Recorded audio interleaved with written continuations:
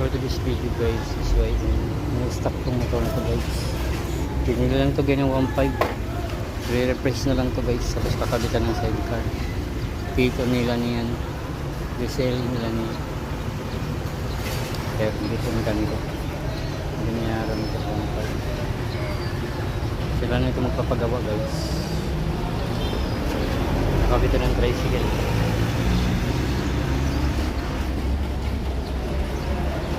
Kahit wala naman papel to, basta tricycle pwede na yun, nabiyahin.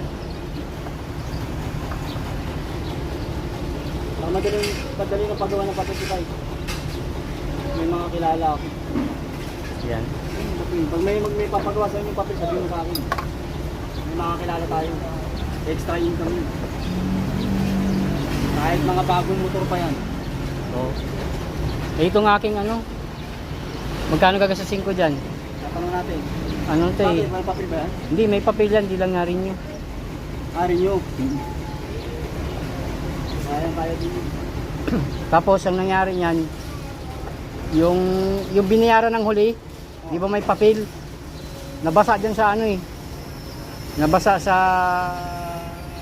ang meron lang sa kanya yung ano ba yan? Ano yung isa yung ano? ORCR lang na iwan. Yung ORCR nila naka ano kasi yun eh. Naka ano sa cellphone. Kaya nagpa ano lang. Yung binayaran ng papel ng huli. Kasi ano yun, ipapasirox yung kasama yun. Pagka renew ka eh. Madali ng papel yan guys. Sabi ko na sa Mari ko, Mari, pag ni-renew yan, isama ka. Sabi niya, oh, dun sa ni-renew ko, sabihin mo lang sa akin. Doon ako nagpaparenew yan. May record naman ako dun, sabi niya. Nawala yun na, nabasa kasi yung ano dyan. Yung papel. Kasi nga, 9 months yan eh. Parang kinulimbat ata yung motor. Ay, ano, binuksan yung new box kasi yan.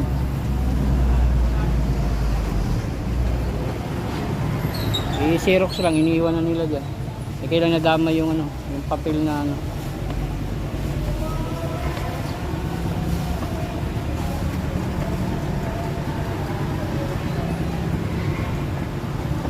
Saan nagtrabaho rin? LTO, no?